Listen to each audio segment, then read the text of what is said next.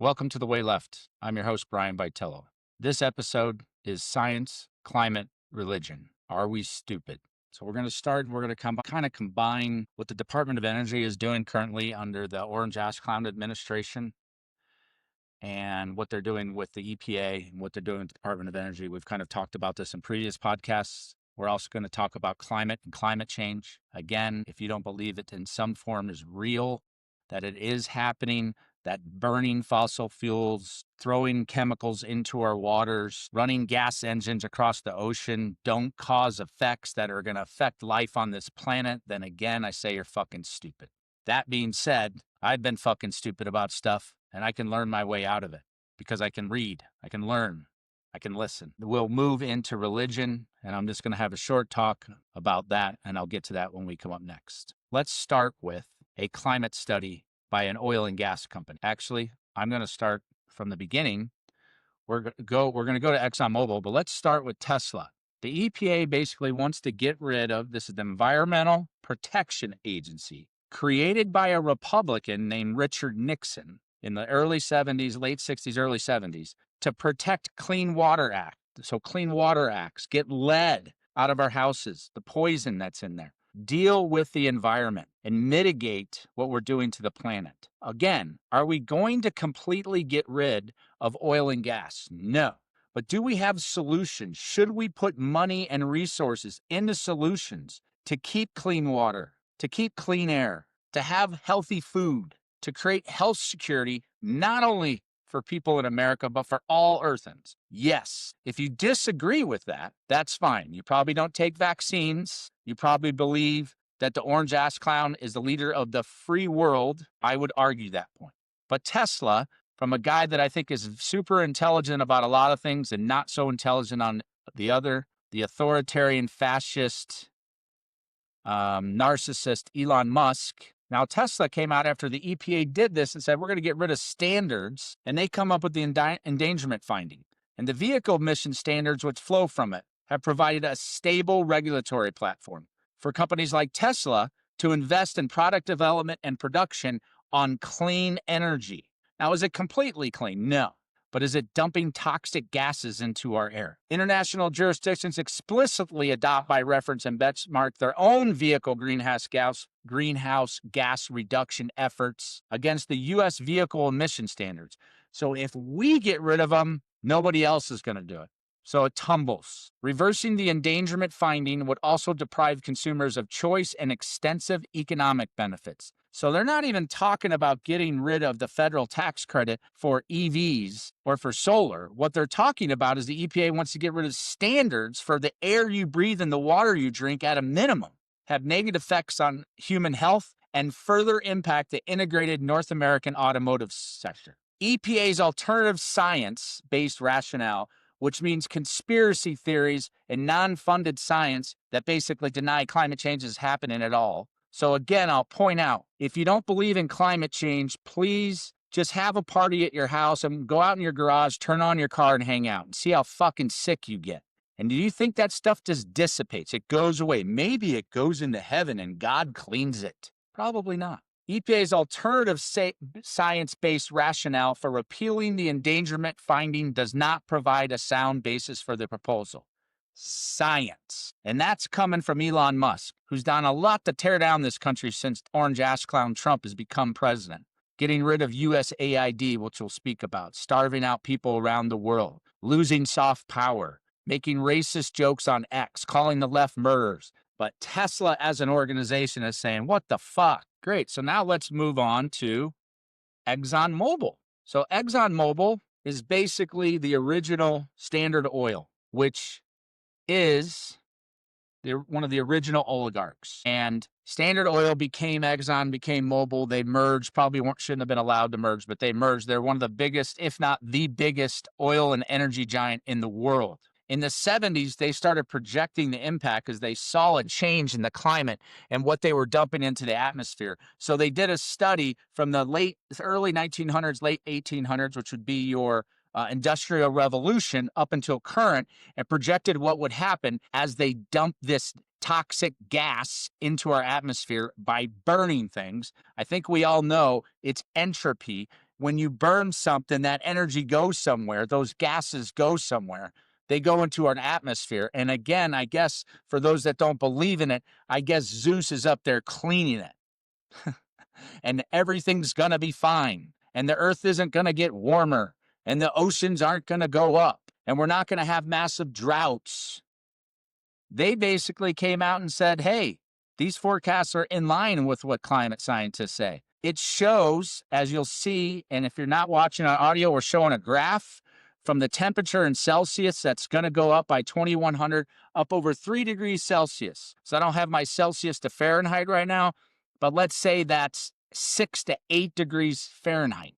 That's crazy. And what is it caused by? According to ExxonMobil at the time, it's caused by the burning of fossil fuels in general. One of the big contributors to this is the burning of oil and gas, is fossil fuels. Now, they reject that now, of course, because now it's misinformation that their great scientists at the time projected these trends that are in line with other scientists' trends, but now that's all false positive. So I guess what they're saying is we had a bunch of fucking idiots in the 70s that didn't know what they were doing. And now we have some really smart guys that know what they're doing that are telling us that go ahead and suck off your tailpipe because it's fine. The air is going to be fine.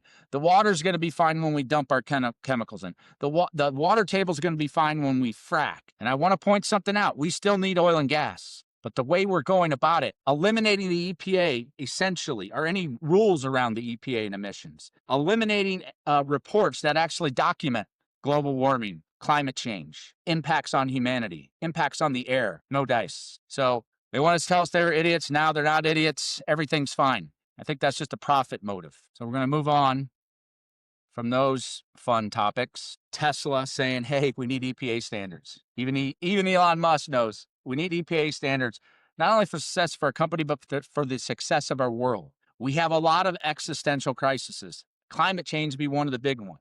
Nuclear war being one of the big ones. Pandemics like COVID times 4, which we won't be prepared for because we're going to get rid of all vaccines. So let's see what our government, on the Department of Energy side, they're saying all oil and gas. We're not going to do anything on the alternative energy side in terms of subsidies or funding or backing. And on the EPA side, we're just going to get rid of all rules. We're going to go rogue. We're going to go anarcho-capitalism with no remediation. So let's talk about food. So currently, worldwide, we're looking at about 700 million people that don't have enough food. 2 billion are obese. That's out of 8 billion, 1/4. And I think it's like a 33 to 40% of Americans. That's what we're doing. So that's on the food side. Now, how does that contribute to climate change? How does food contribute to climate change? Well, let's think about what food does to climate change. When we talk about animals, and I'm not going to preach veganism or vegetarianism, what I'm going to tell you is that if you're on the paleo diet and you're eating 80% meat and 20% other things, you have it fucking backwards. The doctor on that study came out and said, look, you guys weren't listening. It's 20% meat and lean meat being things like bison, antelope, deer, really, really lean, open range beef. But here's what we're doing with our animals, the way we're doing it with factory farms in terms of health. Environmentally, we use up to 70% of clean water for meat. We deforest the earth, which is the lungs of the earth. We use up to 43% of the world's cereal. 85% of the world's soy is to feed the animals that we're going to eat. 80% of global warming. I think that number's probably skewed, but it's a lot. So again, I eat meat and I like to eat less. But let's talk about the pandemics or the things that can come from this, from zoonotic diseases, swine flu, blue tongue disease, E. coli, salmonella, bird flu, mad cow disease, pig's disease, listeriosis, shellfish poisoning. These are just a few that come from us eating meat and producing it that way. So can we have meat? Well, we need to think about it. Same thing. Can we have oil and gas? But we need other ways, better ways. The curve needs to be going up in terms of technology, efficiency, and effectiveness. It seems like our curve's going down. We're eating more meat and sucking up more oil and gas. That leads to bad things. I think that's pretty clear to all of us. And, when we talk about conspiracy theories, there's this guy out there that's got a lot of, he's got more orange on him than, his name is Joe Rogan. Joe Rogan is the captain of conspiracy theorists. I always say if you want to listen to him about MMA, lifting, and comics, great podcaster. anything else. This is a guy who said Donald Trump was the best looking guy, best looking 78-year-old he'd ever met. Said he was going to vote for him.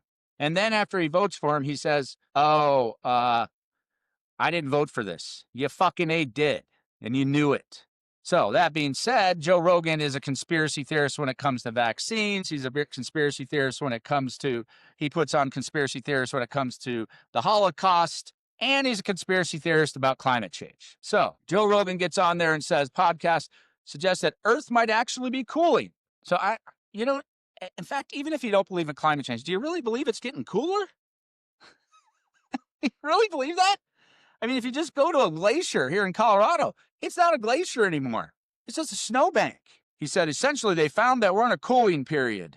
But of course, according to the experts, if you zoom in, you can see how big of a problem we're dealing with since humans have only been on the planet 300,000 years. We haven't seen this kind of warming. So Joe Rogan, and this is not a surprise, so Joe Rogan doesn't know how graphs work. How this man has the following that he does is insane, said one commenter. Let me be clear. I agree totally with that comment. All right. So we're having a little fun there. We're throwing Joe Rogan under the bus. I'm going to throw him under the bus on a lot of podcasts. Again, I think he's a good interview host when he's talking about topics that he knows stuff about. Let's be clear. He's not a funny comic, but he does support comics, right? I mean, all you got to do is watch one South Park and you're going to get better comedy than you're going to get from Joe Rogan in his entire lifetime. That being said, his interviews with MMA guys, if you like MMA, if you like Brazilian Jiu-Jitsu, his interviews with comics, even some historians, but his conspiracy theory stuff. Okay, so let's just go back to the idea of science. It's testing, it's hypothesizing, it's proving things wrong. We need science on all levels, from health to climate, across the board. And we need lots of scientists. Now, of course, we're defunding science at schools now. Trump is unilaterally destroying that. And he's also unilaterally, which means singularly, destroying climate-funded activity in our country and will affect around the world. So let's just look at energy subsidies, okay? So when we talk about we don't want to subsidize things, we don't want the government to pay for it, and we talk about how much it's costing us to put in place subsidies for alternative energies. Everybody talk, well, why are we subsidizing it? Well, let's look at something here. So what I'm showing you is we have subsidized $1.03 trillion estimate on U.S. and oil and gas subsidies. That's $1 trillion. Now, those are subsidies to help them make money. Does anybody think ExxonMobil, Chevron, Shell need help making money? But that's what we've done. Now, does that help the economy? Yes, it probably does. Does it help the environment? No, it probably doesn't. Okay, so now let's look at how much we've spent on renewables. It was about $158 billion up until 2016. We estimated we're going to spend, let's say, another $100 billion between 2016 and current. Of course, now that's all been canceled. A lot of that's been canceled. So let's say we've spent $200 billion.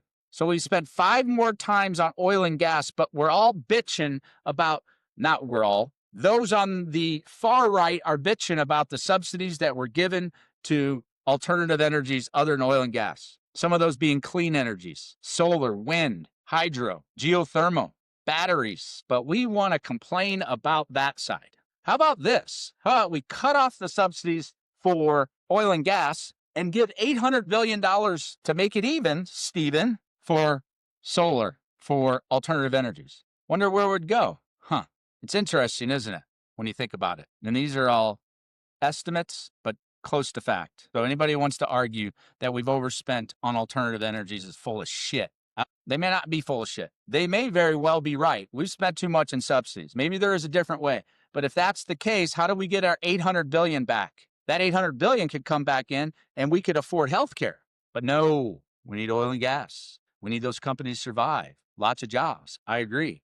But why do they get the subsidies? And we know they told us, they being ExxonMobil, told us this shit's bad for us, man. This is not good. Where's that money go? Poof, it's gone. All right. So let's go to Chris Wright, the head of the Department of Energy. He's Trump's elected man, and he believes that climate change is a hoax. He agrees with Donald Trump that it was made up by the Chinese, I guess. Or maybe it was made up by L. Ron Hubbard and Scientology. I don't know. But let's look at what Chris Wright has to say. Another quality human being that's put in place by the orange ass clown. Chris Wright sought to downplay the Department of Energy staffing and spending cuts Wednesday as he faced lawmakers. That didn't temper the criticism from Democrats. They come up and say the proposal calls for the cancellation of $15 billion unspecified new green, he calls them green new scam funds. That's what Chris Wright calls them. It's a scam. The trillion that went to oil and gas isn't a scam, but the $15 billion we're going to cut from alternative energies, clean energies, is a scam, along with big cuts to a slew of core DOE functions, including the offices. It's going to get rid of the offices at the Department of Energy for renewable energy and energy efficiency, environment management, nuclear energy, fossil energy, and the Advanced Research Projects Agency energy. So the only ones he didn't get rid of were the oil and gas ones. So clearly those guys are giving Chris Wright a good hand job because they're still around. I wonder who's funding his campaigns. See how obvious it is? Do we see how obvious it is? So we want to say it's costing us all, oh, this Green New Deal's killing us. No, what's killing us is the obvious. And this guy is going to cancel $13 billion in funds for green energy. The U.S. Department of Energy intends to cancel more than $13 billion in funds that the Biden administration had pledged to subsidize wind, solar, batteries, and electric vehicles. Don't you think? And it's $13 billion. It sounds like a lot of money. But we spent $1 trillion and we're still giving oil and gas subsidies. So that number's higher, but $13 billion for alternate energies. We want energy independence, but only if we can pollute the atmosphere while we're doing it. And here's Chris Wright. I mean, it couldn't come out of a better mouth. I mean, the guy's got orange all over. By returning these funds to the American taxpayer, the Trump administration is affirming its commitment to advancing more affordable, reliable, and secure American energy and being more responsible stewards of taxpayer dollars. So more affordable and reliable. So basically what he said, advancing more oil and gas. And Gavin Newsom pointed out, perfect. President Xi, I don't know what else he's got to applaud. I think he's going to give President Donald Trump a bear hug when he arrives because we're basically giving clean energy to China. Now, they're still burning coal. They're still doing bad things, but they're the leader in solar panels. They're now the leader in EVs with their electric car companies. They're going to be the leader in batteries. They're going to be the lead in minerals that we need to build these things, wind turbines, hydro. So we're going to be energy independent as long as we rely on the Middle East and we invade Greenland and Canada. Trump has pushed to maximize the output of oil and gas, which were already at record production when he returned to office in January. Again, that sucks because if he returned to office in January, that means Biden was pushing that while cutting subsidies for renewable energy and EVs. At least Biden was trying to do that. He said, Chris Wright says, countries have just gotten wildly off track with climate change, exaggerated into the world's greatest threats. Right. It is one of the world's greatest threats. It'd be top 5. You definitely have nuclear war. You definitely have climate change. Some would argue AI's up there, but jobs in solar, wind, and other clean energies grew 3 times faster than the rest of the U.S. workforce. So he's getting rid of that.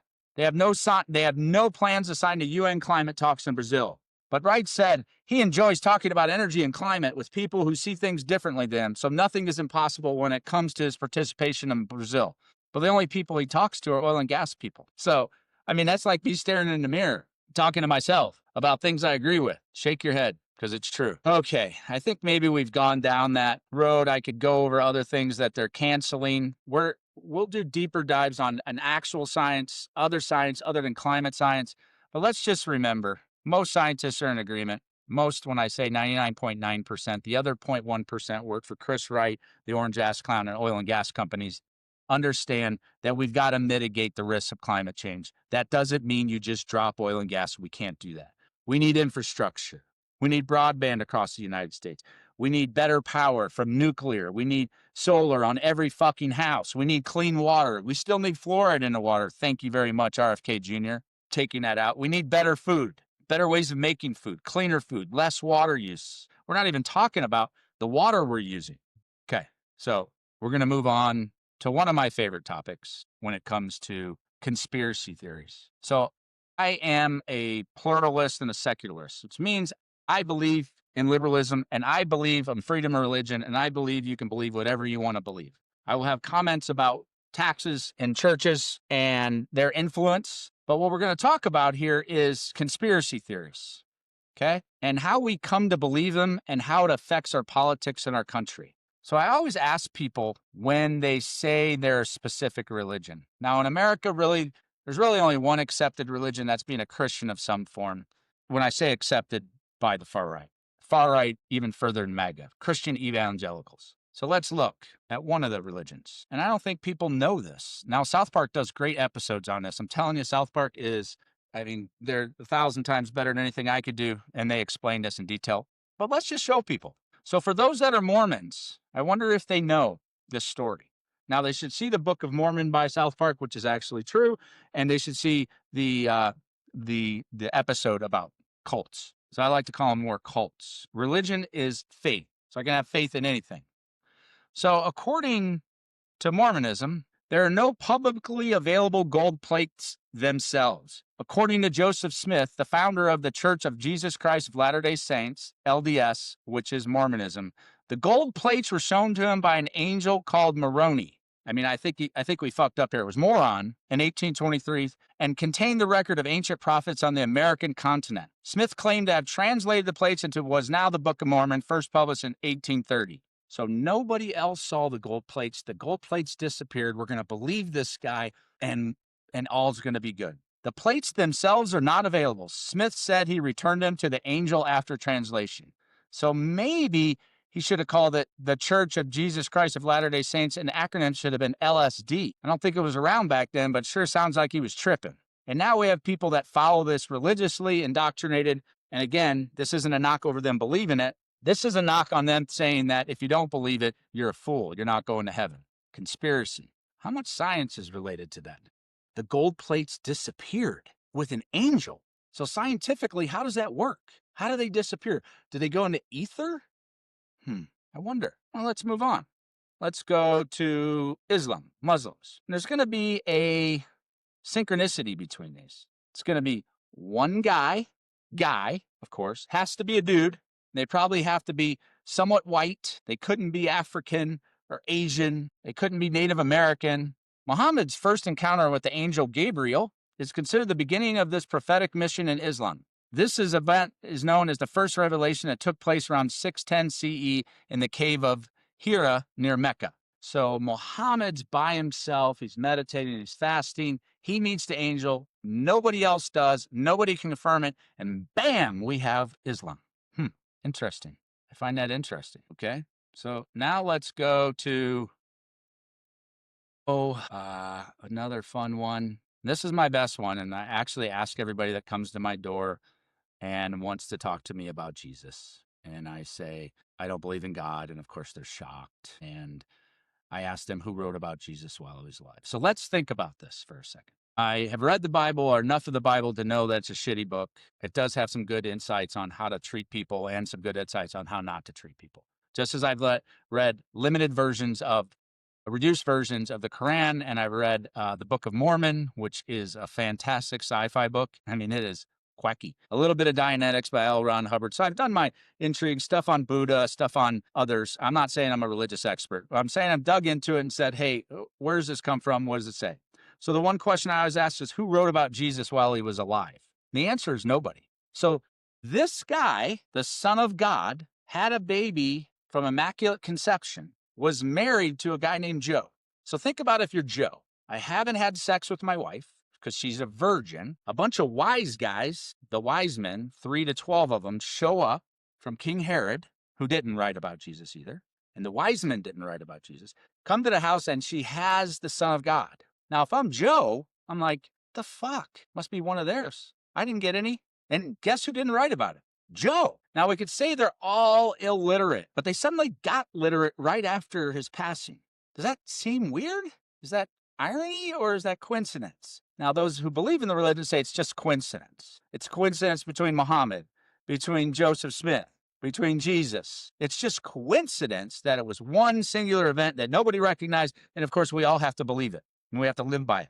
And we have to build the Holy See in the Vatican. This is the world we're living in. So let's go to that. Jesus. There are no known contemporary writings about Jesus from people who recorded events while he was alive. Not Pontius Pilate, not Mel Gibson's Jews that killed Jesus, who was a Jew. All surviving accounts come from later decades, long after. Now, St. Paul, the guy who really pushed the envelope and really expanded Christianity into Italy and into mainland Europe never met him. But of course, all these stories are true and they're written in the Bible. Again, there's a greater than zero chance that Jesus was the Son of God. But greater than zero could mean 0.25 zeros in one, or 35 zeros, or like the Planck length of 10 to the negative 37, or negative 35th. But there's also a greater than zero chance that we're in a simulation. We're in a hallucination. So I'm going to stick by my guns on this and say I don't believe any of it. And that's okay. And it's okay for others to believe in it. But for those to sanctify it, to hold it against people, that's not the science of psychology and sociology. That's indoctrination. That's scary. That's not liberalism. Okay, what other fun stuff do we got here? Oh, we got one other. I think you've heard of this guy. His name is Moses. So there are some writings that say maybe he was tripping on some local product. He was 40 days and 40 nights. He was meditating. He was fasting. And there are some plants like you can eat that give you a little bit of that. Could be peyote. It could be mushrooms. Let's say that he was completely clear-headed. But again, this guy by himself saw a burning bush and went up and found the 10 Commandments. And the reason I bring this up is a lot of people, we have states that want to put the 10 Commandments in schools and they want to put them in courthouses. Are we stupid? Isn't that what the sanctity of our Constitution said? Separation of church and state? And we're not putting up Muslim readings or Buddhist readings. We're putting up Christian readings because, of course, that's the one religion. So let's go through the 10 Commandments, because just like the 27 amendments where we say the Second Amendment is right to bear arms, it actually says more than that about state militias. The 10 Commandments say more than like thou shalt not this. So quick review of the 10 Commandments. I am thy Lord, number 1, which have brought thee out of the land of Egypt, out of the house of bondage. Thou shalt have no other gods before me. So this is saying no other religions are allowed. So if we talk about the Crusades and how many people the Christians killed, talk about all the pedophiles that have gone through, that's because they only have one God and they don't have to worry about the other gods. So I guess they can confess their sins. Number 3, thou shalt not take the name of the Lord thy God in vain. Number 4, remember the Sabbath day, keep it holy. Do you know what day that was? It used to be Saturday. The 7th day is the Sabbath, so you got to take it off. Can't do anything. For in 6 days the Lord made heaven and earth, the sea, and all that in them is, and rested the 7th day. Wherefore the Lord blessed the Sabbath day and hallowed it. So there you go. There's some science there. 6 days to make heaven and earth. So heaven did not exist before the Lord, the Christian Lord. Now remember, the 3 religions followed the Old Testament. Abraham, who was before this, who was going to sacrifice his kid. Abraham is basically kind of the founder. That's why they wanted to call it the Abrahamic Accords, wanted to be the founder of Christianity, Islam, and Judaism. But the New Testament would be more directed towards just Christianity. But the New Testament is connected to the Old Testament for Christians because they believe in a lot of the things. But then when Jesus was born, we have this whole new growth. So we have a new story that nobody wrote about until he was dead, when he walked on water and saved all these people and committed all these miracles. Honor thy father and thy mother. Well, that makes sense. Thou shalt not kill. That seems good. Thou shalt not commit adultery. Violate one of these 10 commandments. That'd be like Jerry Falwell, Donald Trump. Who else? Yeah. Thou shalt not steal. I guess you got to pray a lot if you got to get through these. Thou shalt not bear false witness against thy neighbor. Well, that's going on right now. The Orange Ass Clown and his crew are telling us that all the left are bad. False witness. I mean, if you're associated, God forbid you be black or a Muslim. Number 10, and this one's really good, because what they say, when you see these on the list, on these, what they would put in schools, thou shalt not covet. What they forget is it also says thy neighbor's house, thou shalt not covet thy neighbor's wife, nor his manservant, nor his maidservant. That would be his slaves or her slaves, nor his ox, nor his ass, nor anything in that is thy neighbor's. Okay, so there's some good stuff here. Don't kill people. Don't commit adultery. Don't steal. Don't bear false witness. Don't lie. And don't take someone else's slaves. Good Christians. All right. So why did I go into all that fun? Now, I called this science, climate, religion. Are we stupid? And here's my point. The point is, think about it. I'm not trying to change your faith, and I'm not trying to change your mind. I'm trying to give you information. And that information comes from scientists and some of my opinion. And it also comes from historical record, like that nobody wrote about Jesus, that Joseph Smith disappeared gold tablets with an angel. I mean, he created alchemy in reverse, and so basically it just disappeared. Think about that. That doesn't mean you don't have to believe in Jesus, but think about that when you start to preach to people, to talk to people. Being kind to somebody is not a religious activity. It is a human activity. So I'll finish this podcast. Sometimes I'll say lyrics. Sometimes I'll have questions. Now, the questions that we would take from this podcast are: have a basis for your thought. Have some science in your life, some math in your life, and also some liberal arts and religious studies. Make that a part of your life. Learn. Think outside the box. Don't be a Christian if you haven't read the Bible. Read the Bible. Maybe then you'll still be a Christian. But if you're going to be a Christian, maybe you should read the other books. If I tell you Ernest Hemingway is the greatest writer ever, and you ask me, who else have you read? And I say nobody, I might be right that Ernest Hemingway is the greatest writer ever. I don't actually believe that, but he has some good books. But I'm going to be less likely to be right if I haven't read any other books. So if all I've read is the Quran, and I say Allah is God and Muhammad's the prophet, and I ask you if you read any other books, and you say no, I'm going to question that. So diversity is important. I know maybe it isn't over at Orange Ass Clown's house, but it is in our lives, all Earthens' lives. And I'm going to leave you a couple quotes from a man that was called a liberal, who learned how to fight against admiring manservants and maidservants. He was the 16th president of the United States. His name is Abraham Lincoln. Yes, he was a Republican, but they called him liberal then, because conservatives in the South fought to hold on to humans as chattel, as Robert E. Lee wrote about, that great general of the South, who was a treasonous insurrectionist and traitor for defending the ownership of other humans. And he would say he was defending Virginia, but his writings would say more than that. So here are a couple of his quotes. A house divided against itself cannot stand. We are Americans. We are Earthens. I will come off rough and I'll take my opinions, but I'm willing to listen as long as there's some education and science behind it. I want conservative opinions. I want liberal opinions. I do not want MAGA opinions. I do not want far left communist opinions, and I do not want far right fascist opinions. But that being said, a house divided against itself cannot stand. Therefore, we have to figure out tribalism, nationalism, racism. Last quote, America will never be destroyed from the outside. If we falter and lose our freedoms, it will be because we destroyed ourselves. The Orange Ass Clown is making that happen. It's making us turn on ourselves. And those in MAGA would say, I'm helping that division. Well, if I can get someone on MAGA side to run a podcast that quotes science articles, that quotes articles about vaccine history, that quotes articles about when they say you have to be a good Christian, that says Christ may have never even existed, but what he did, nobody wrote about him. So who turned him into the prophet or the son of God? Then I'll have those conversations. But when all there is, or seemingly all there is, from people like Joe Rogan, people like Curtis Yarvin, then I can't listen to that. And hopefully we'll find a way not to destroy ourselves by embracing liberalism. And that doesn't mean you're a liberal. That means you have freedoms of speech, pluralism, freedom of religion. That's what we need. And that will keep us not divided. And I thank you for listening to this episode of The Way Left.